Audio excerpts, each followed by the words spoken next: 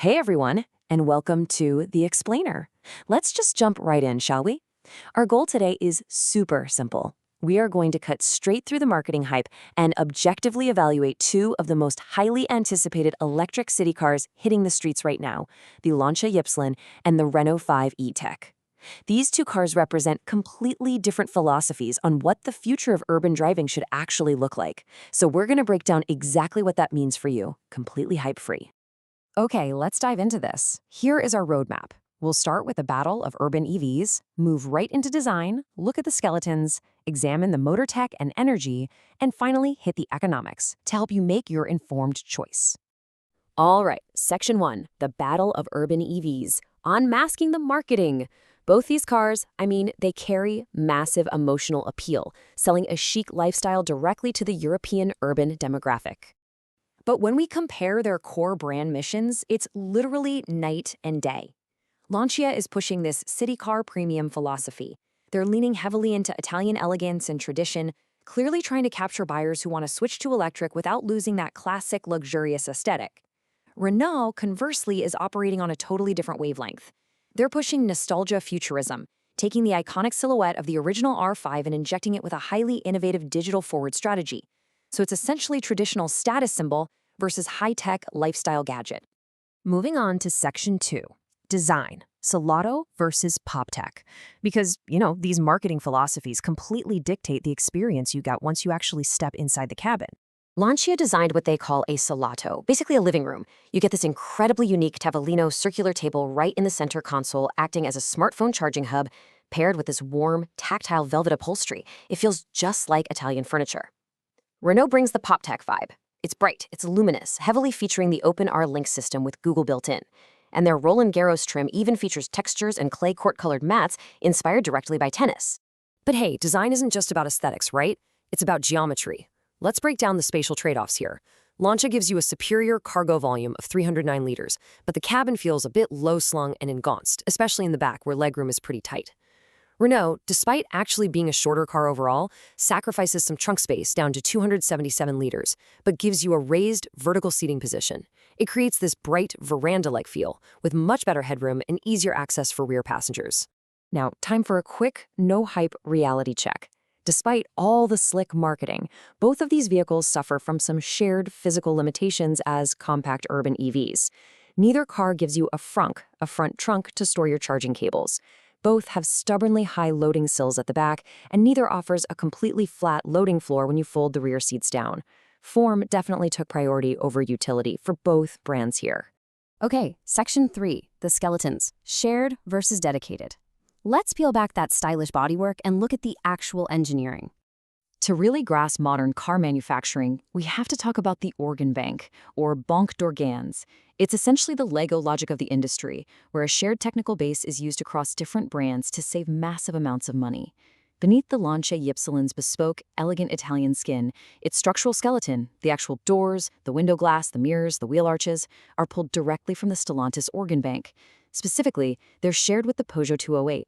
When we compare the platforms, the strategic split is, it's glaringly obvious. Lancia relies on the Stellantis e-CMP platform. It's a multi-energy platform adapted for electric use. It's highly mature, conservative, and pragmatic. Renault, on the other hand, invested in the AmpR Small platform. This is a dedicated EV-only architecture built from the ground up, which is exactly why they were able to maximize that interior spatial efficiency we talked about earlier, despite having a smaller footprint. Which brings us to Section 4, motor tech and smart energy. This is where engineering philosophies start to seriously impact the broader world. In terms of raw power, they're practically neck and neck. Lancia gives you 156 horsepower, Renault brings 150. They both report incredibly similar efficiency figures of around 14.3 to 14.6 kilowatt hours per 100 kilometers. But they take completely different engineering paths to get there. Lancia uses a permanent magnet synchronous motor, while Renault uses a wound rotor synchronous motor. So why does this matter? Well, Renault's wound rotor completely eliminates the need for rare earth magnets. By using copper windings to generate the magnetic field, Renault gains a massive strategic advantage. It ensures supply chain independence from volatile critical raw materials and significantly shrinks the car's environmental footprint. Lancia's motor, while a highly efficient and proven workhorse for the Stellantis group, remains tethered to those rare earth elements. And here is a real game changer, V2G, or vehicle-to-grid technology. Because Renault uses a native EV platform, they've integrated bidirectionality. This transforms the Renault 5 from a mere mode of transportation into a smart energy asset that can actually feed power back into your home or the grid. Lancia, leaning on its older, shared multi-energy platform, does not offer the smart grid integration. All right, Section 5, the economics of electrification, pricing and incentives. This is where the rubber meets the road, or rather, where these strategies hit your wallet. There is a stark, and I mean massive, €10,500 gap in entry-level list prices. The Renault 5 starts at €24,900 for its base 95 horsepower version. The Lancia Ypsilon Electrica starts at a whopping €35,400. Renault is using a granular, multi-tier pricing structure to cover everyone from the budget-conscious mass market all the way up to luxury buyers. Lancia is starting exclusively in the premium tier to fiercely protect its brand prestige. But, as we know, the list price is never the whole story. I want you to keep this exact number in mind, €4,830. This is the CE battery bonus, and it uniquely shifts the entire economic reality of this rivalry in markets like France and Italy. Because Renault's battery is fully produced, not just assembled, but actually produced in Europe, it locks in this massive government incentive. Lancia's battery origins just don't qualify for this specific top-tier bonus. Now, Stellantis is very smart. Lancia fights back with aggressive financing promotions that can effectively lower the purchase price by around €6,000, keeping it competitive for the luxury retail buyer. But Renault's strategic European battery production unlocks state incentives that make it vastly more accessible to the wider public. Finally, Section 6, making your informed choice. We promised you an objective, hype-free evaluation, and the truth is, there is no absolute objective winner here. There is only the car that best fits your specific lifestyle and what you value in a vehicle. Let's break it down as simply as possible.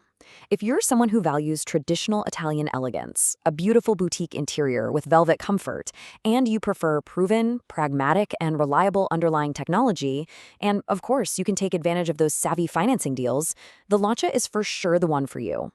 But if you value high-tech digital features, the superior passenger space of a native EV platform, a rare earth-free motor, and maximizing your government financial incentives, the Renault is definitely the smarter strategic choice. Thank you so much for joining us for this explainer today.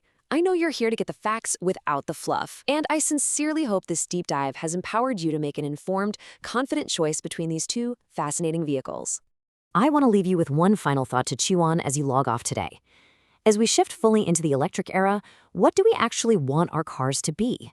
Does the true future of the automobile lie in the beautiful, traditional furniture of a premium cabin, or does it lie in the vehicle acting as a smart, bidirectional energy asset for our homes?